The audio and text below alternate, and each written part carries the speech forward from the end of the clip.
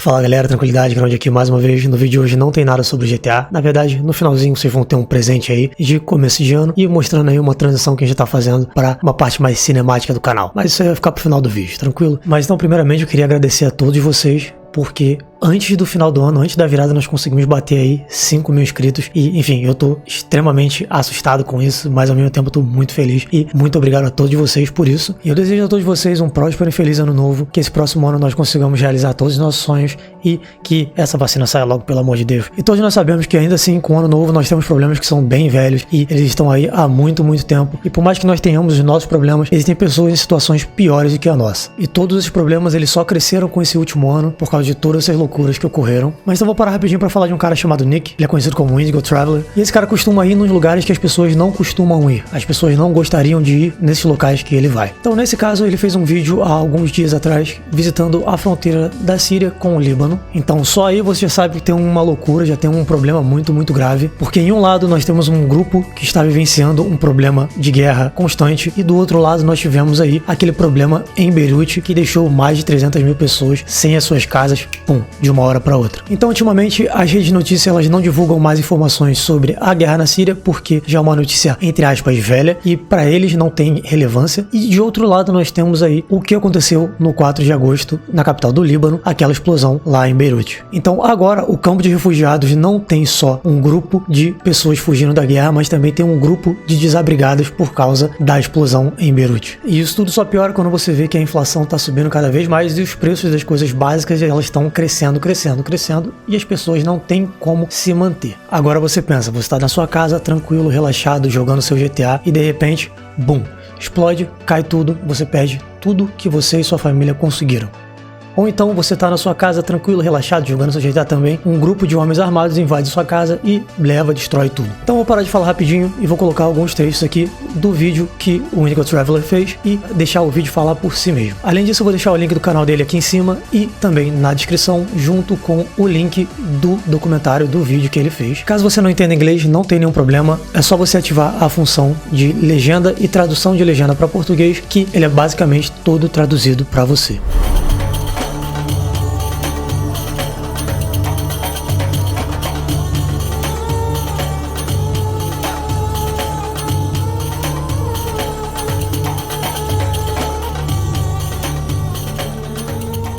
Okay, so we've driven further up the valley and we've actually come up to a mountaintop where this village area is called Arsel.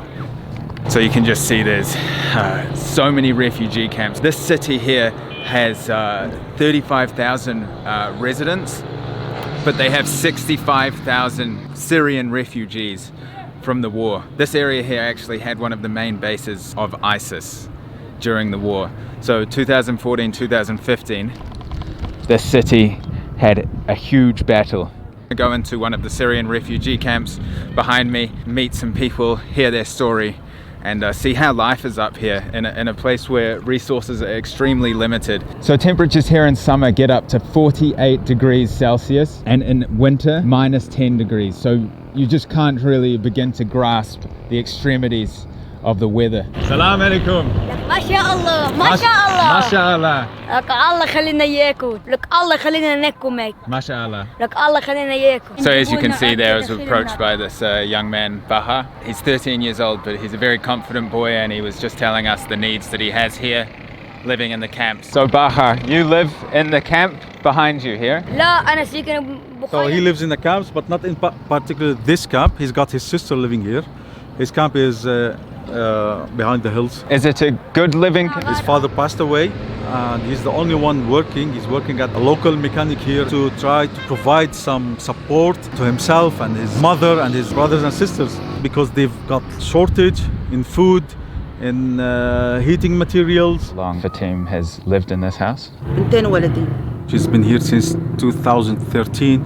She came here with her 4 children. Her husband died because of the conflict. They ran from the house herself with her young children for their own safety, because their house was bombarded on top of their heads, and she lost her husband there after bombing and after strikes. She went to seek refuge and safety for her own family. What was the journey like coming here from Syria? Was it on foot?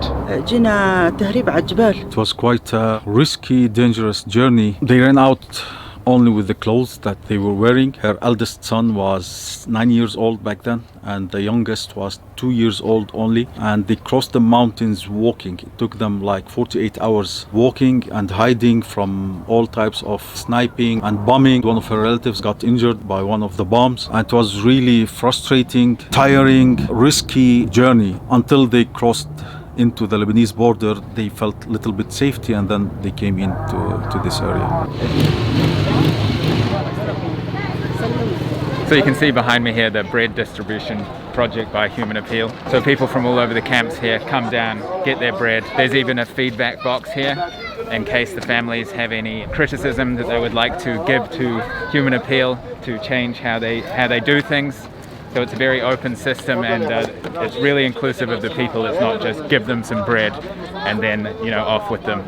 They want it to be as smooth and inclusive as possible.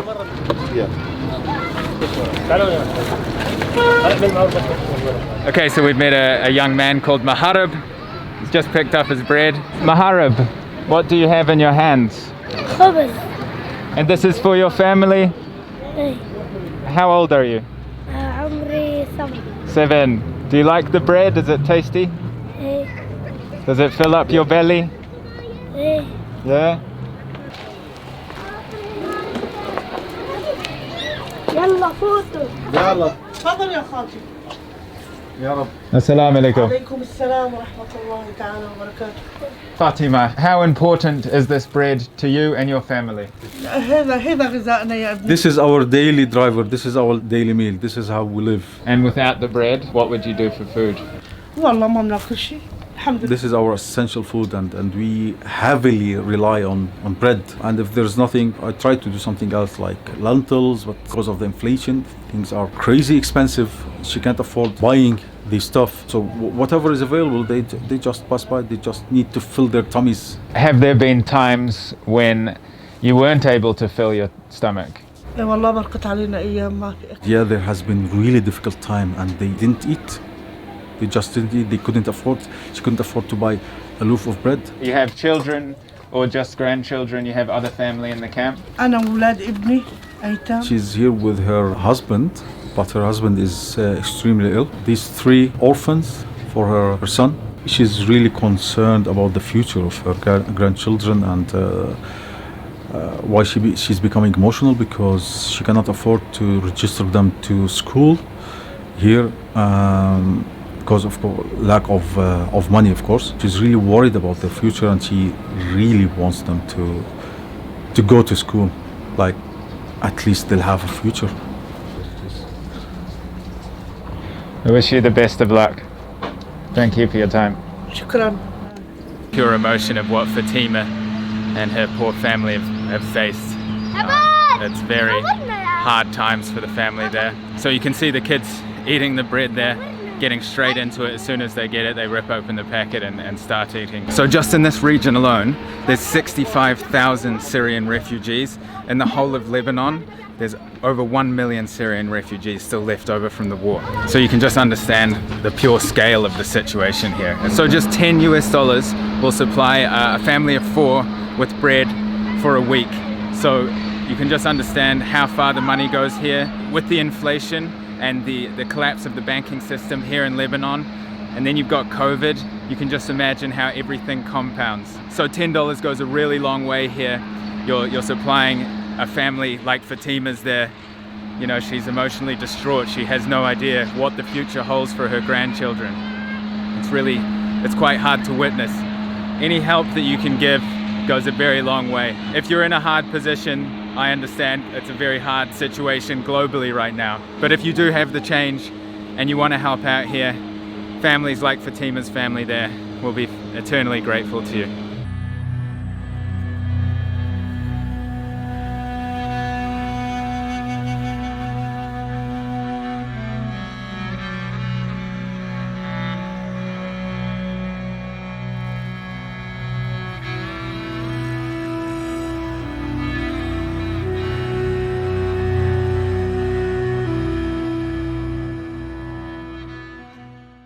Então depois disso tudo não tem muito o que se dizer, né? Eu vou deixar aqui embaixo também na descrição para vocês o link direto para doação para a ONG, caso vocês queiram entrar diretamente em contato com eles. Então, só revisando algumas coisas importantes que foram ditas por ele. A primeira é que $10 pra gente no Brasil, R$50 é o suficiente para alimentar uma família com 4 pessoas durante uma semana. Então o que acontece é que eu recebi um valor aí de R$1.300. Você falar, Garões, 1.300 é muito pouco, mas se você dividir isso daí com esse valor, é possível que 26 famílias sejam alimentadas durante uma semana, ou que uma família seja alimentada por 26 semanas. E o que eu quero fazer é pegar esse dinheiro e fazer uma doação para essa ONG. Mas aí na minha cabeça veio uma ideia, por que não chamar as 5.000 cabeças, as 5.000 pessoas que estão comigo no canal? Então a ideia é bem simples, eu vou entrar com os meus 1.300 e na próxima live a galera tenta chegar também aí com os 1.300 para nós nos equipararmos aí e podermos doar tudo isso para essa ONG. E no final dessa brincadeira aí, ao invés de 26 semanas, nós poderemos alimentar uma família aí por 52 semanas, o que já é muito bom. Aí você pode falar, Garond, eu não tenho dinheiro, não tenho como doar. Sem problema nenhum. Se você tiver na live, só de você chegar, isso já vai ajudar o suficiente, porque isso vai gerar alguma receita para o canal. E como eu disse, tudo gerado nesse dia, até mesmo essa pequena receita de uma visualização, será revertida para essa causa. Então bora começar 2021 de uma forma certa, da forma correta, ajudando quem precisa. Eu já agradeço a você por estar aqui. Se você puder dar aquela moral, deixar o like, se inscrever e compartilhar essa ideia, compartilhar essa causa, eu serei muito, muito grato a você por isso. E é aquilo, como prometido, tá aí o presentinho para vocês no final do vídeo, que é a tal cinemática aí que eu tô aprendendo a fazer ainda. Então não me julguem muito, tranquilo? A gente vê na próxima, valeu, falou, rajada de fé, galera.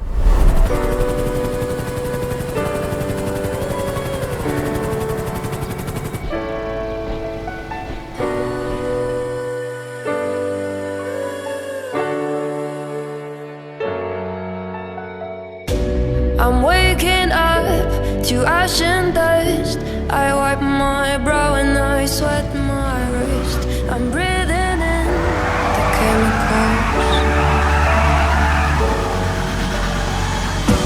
I'm breaking in, shaping up, then checking out on the prison bus. This is it, the apocalypse. Whoa, I'm waking up.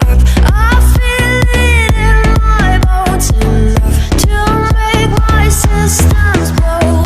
Welcome to the new age, to the new age. Welcome to the new age, to the new age. Whoa, whoa, I'm radioactive, radioactive. Whoa, whoa, I'm radioactive, radioactive.